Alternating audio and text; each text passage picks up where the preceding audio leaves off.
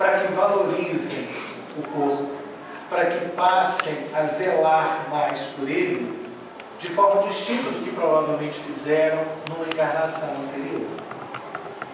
As desencarnações prematuras, que tanto chocam, que tanto machucam, como nós vemos uma mãe olhando para um retrato de um filho que já partiu.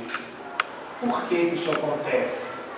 Também porque a lei da reencarnação determina que a dificuldade para esses dois espíritos acontecesse assim, para que crescessem, aprendessem e se aprimorassem.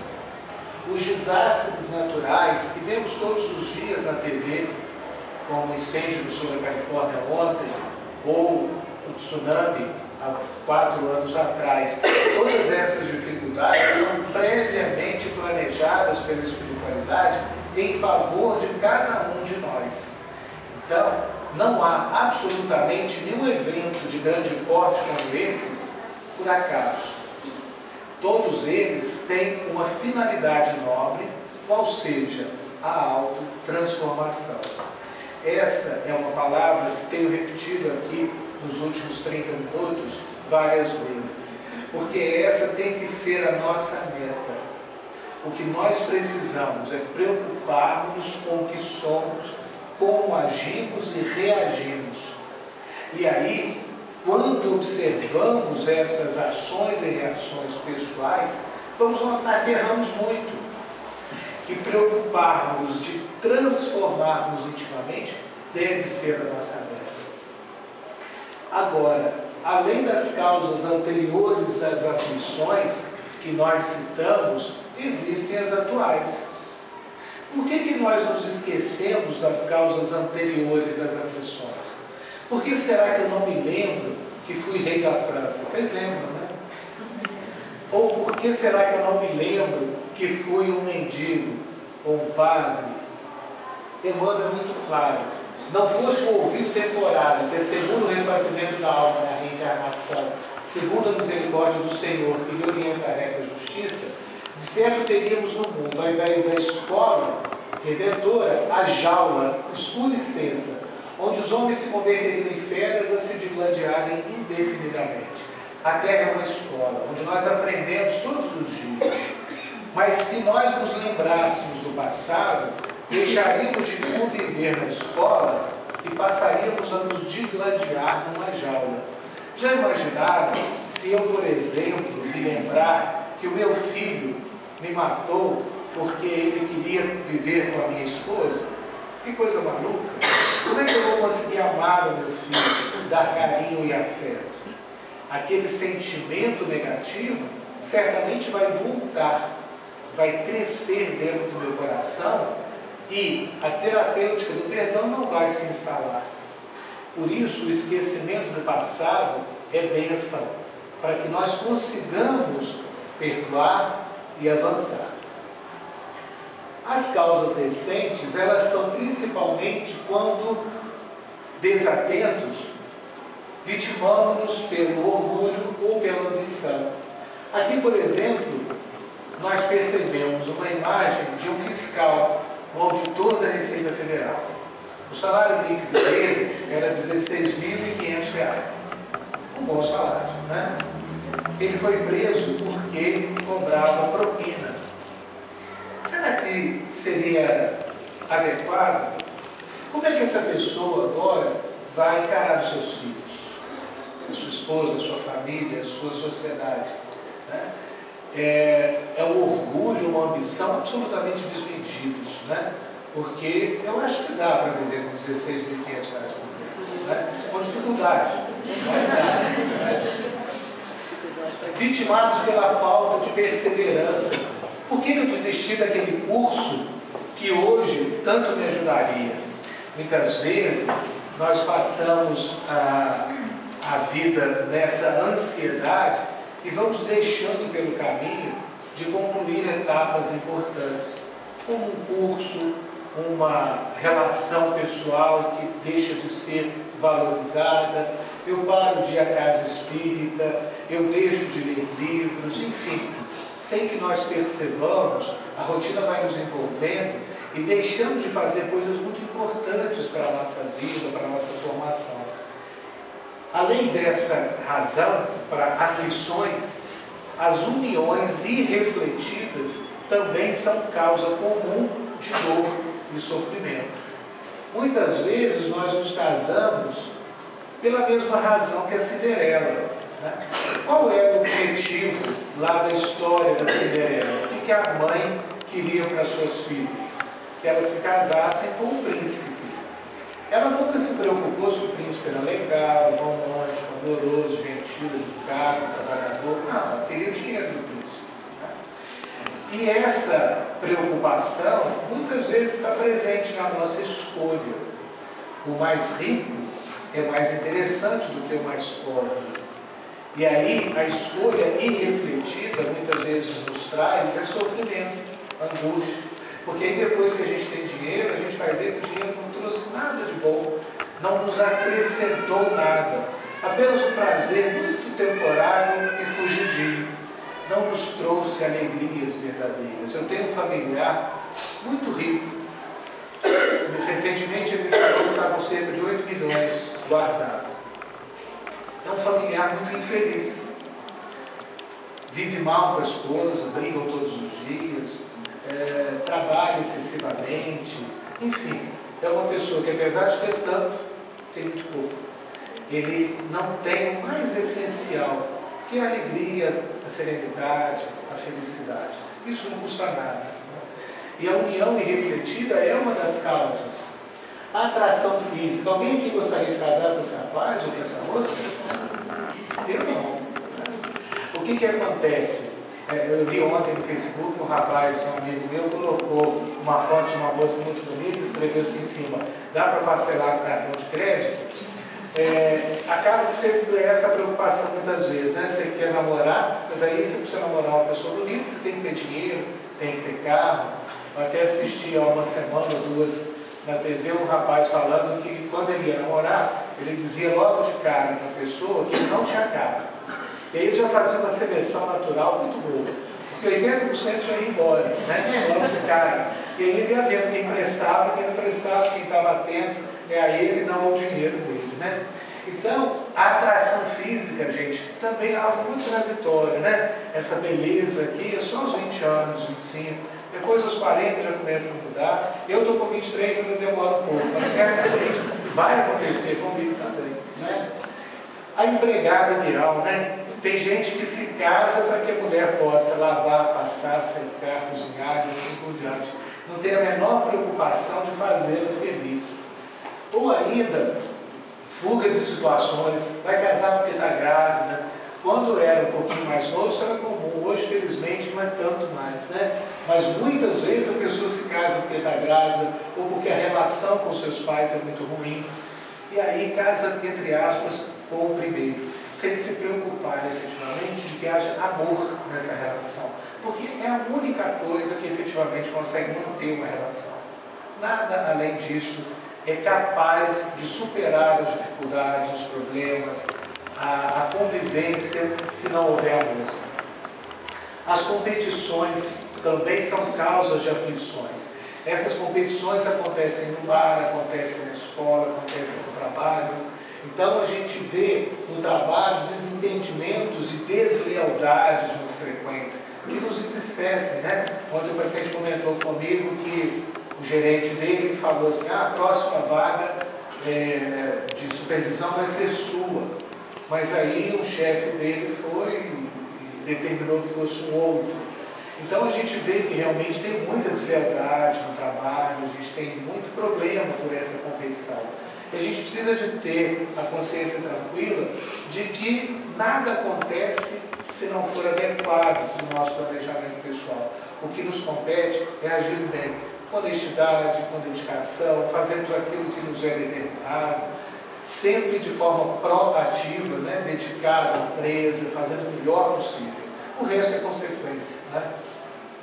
No lar, a gente tem frequentemente desentendimento entre irmãos ou entre casais. Entre irmãos, o início é muito bonitinho, né? E depois são coisas muito graves. Muitas vezes, irmãos que não se falam, coisas de fato tristes. Ou entre casais que nunca são boas, né?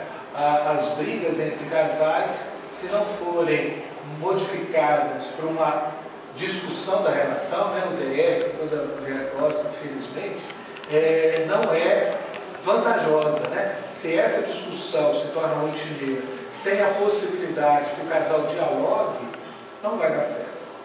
Ontem eu fiz uma coisa ruim lá, e aí a minha esposa ficou muito emburrada, né? Aí, felizmente, ela só ficou emburrada, ela não brigou, ela é uma pessoa realmente especial. E aí, à noite, nós fomos conversar, e eu vi que eu errei, mas não houve briga, não houve discussão, porque ela manteve-se sem esse desentendimento. O grande problema é quando a gente se altera, né? A gente quer impor a nossa vontade, impor o nosso ponto de vista, muitas vezes falando alto, agredindo o outro. Será sempre muito mais prudente que a gente cale, mas não engolindo o sapo. Que a gente cale, silencia, até que em um determinado momento de equilíbrio, o casal sente, dialoga e resolve, né? Na escola, o desejo de se mostrar mais lindo, mais bonito, mais capaz, quando a gente é adolescente, então, né, é um espetáculo, a gente tem sempre essas preocupações. E surgem desentendimentos, principalmente, infelizmente, né, como a gente vê sempre hoje com bullying, né, porque o outro é mais gordinho, porque o outro não tem dente, porque assim vai. Né? As enfermidades. Muitas vezes as enfermidades são oriundas dessa picanha, porque se eu comer gordura todo dia, toda hora, eu vou ter colesterol alto, eu vou ter pressão alta, eu vou acabar infartando, não tem jeito, né? Eu tenho que ter cuidado. Eu adoro chocolate, mas se eu não parar de comer, vai ficar complicado, né? Não tem jeito. Né?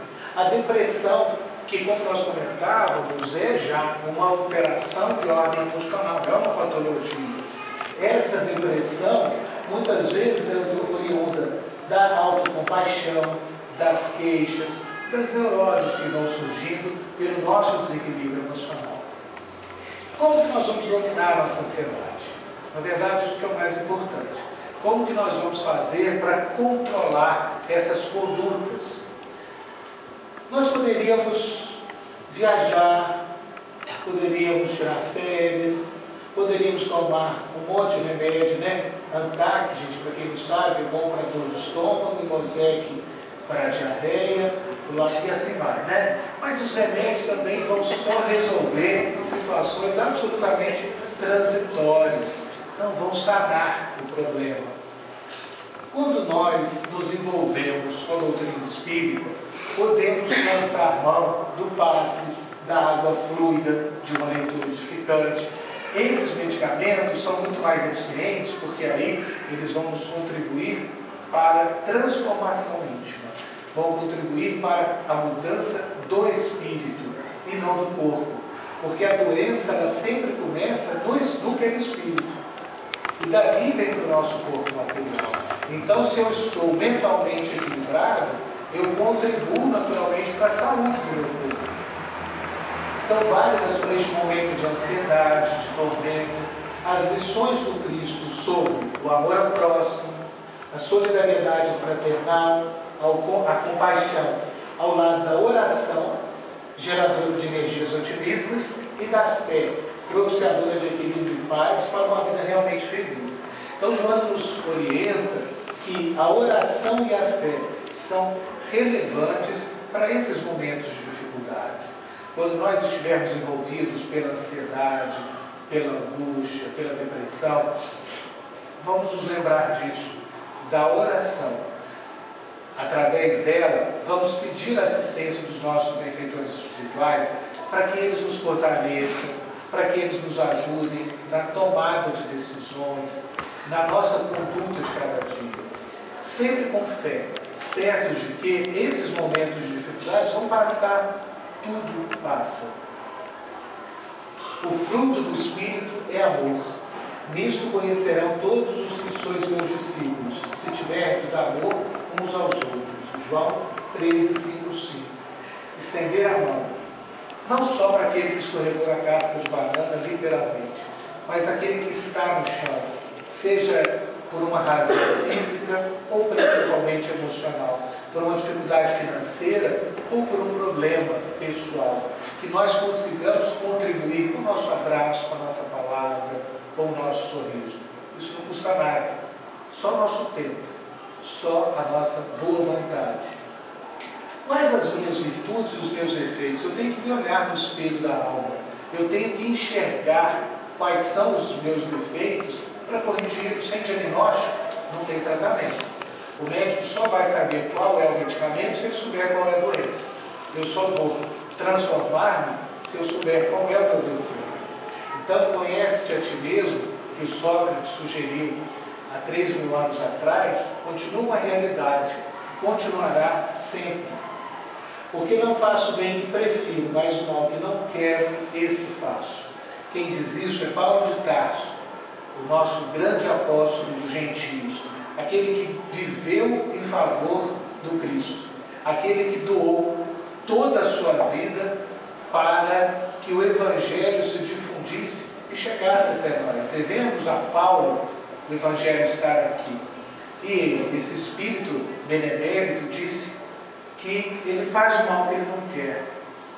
Que dirá nós? Como que vamos evitar o mal que eu não quero? Com vigilância, com atenção aos nossos pensamentos, às nossas palavras e às nossas atitudes. O caminho da renovação, então, é o questionamento dos nossos atos. Eu refletir o que eu tenho feito, o que eu tenho, qual tem sido a minha reação, buscando torná-los sempre mais racionais e menos instintivos. A nossa tendência, de fato, é que nós ajamos impulsivamente. Se alguém grita comigo, eu grito mais alto, porque eu sei gritar mais alto. Mas se eu tiver uma reflexão racional, eu não vou gritar, eu vou calar. Com a minha atitude, eu certamente vou falar muito mais alto do que se eu gritasse. Eu vou conseguir mostrar muito mais capacidade de controle do que se eu gritasse. Então, eu tenho que estar atento para não agir impulsivamente. Quem age por impulso, por instinto, é um animal. Nós somos racionais. Precisamos, então, na hora da reação, parar, refletir e decidir. É assim que eu devo agir? Ou é melhor que eu cale? A busca constante dessa autotransformação e aprimoramento é que vai fazer com que nós, de fato, consigamos essa mudança. Zaqueu, como diz o Evangelho, era publicano. Alguém lembra aqui que é um publicano? Era aquele cobrador de impostos, né? E o Zaqueu, por conta dessa atividade profissional, era uma pessoa muito bem de dinheiro. Tinha uma casa muito boa, tinha vários serviçais, mas não era um homem feliz. Mais ou menos como aquele meu familiar. E aí ele ouviu falar de Jesus e viu no seu pensamento que Jesus poderia ser a transformação da sua vida. Zaqueu era muito pequenininho, de estatura. E assim, ele ficou aguardando que Jesus passasse na sua chegada a Jerusalém, em cima de uma árvore. Ele subiu e ficou atento para que ele visse Jesus. E quando Jesus passou perto dessa árvore, ele parou e pediu que Zaqueu descesse, dizendo que queria jantar com ele naquela noite. E Jesus foi à casa de Zaqueu e sugeriu a ele que doasse os seus bens. Mas ele não falou isso com as palavras. Jesus não sugeriu, venda ou doe o que você tem. Não. Jesus o fez tocado. Jesus fez com que ele percebesse a vida eterna, o reino de Deus. E a partir dessa sua sensibilização, Zaqueu se propôs a distribuir os seus bens e retribuir de forma multiplicada aqueles a quem ele de alguma forma tivesse prejudicado. A sua transformação foi motivada assim pelo contato com o Mestre. Nós não temos um contato físico com Jesus como Zaqueu teve, mas nós temos um contato muito íntimo com Jesus através do Evangelho. Está ao nosso alcance todos os dias, como agora em que aqui estamos. Que esse contato com Jesus seja assim suficiente para que também nós nos transformemos, para que essa preocupação com o autoconhecimento e a mudança interior estejam continuamente presentes na nossa vida. Que Jesus nos abençoe, nos proteja, agora e sempre. Muito obrigado.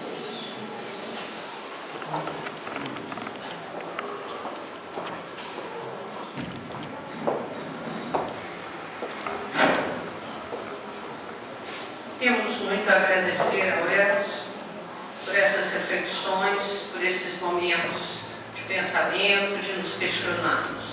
Antes de terminarmos, eu gostaria de lembrar a vocês que a casa continua necessitando, de doações para o trabalho que é feito com a entrega de enxoval para as crianças recém-nascidas, para as mães, e é um trabalho muito interessante que é feito aqui. Então, quem estiver disposto também a trabalhar, a fazer sapatinhos de lã, a fazer casaquinhos, a doar fraldas, a doar camisinhas de pagão, o que vocês quiserem, a casa recebe com muito carinho, tá?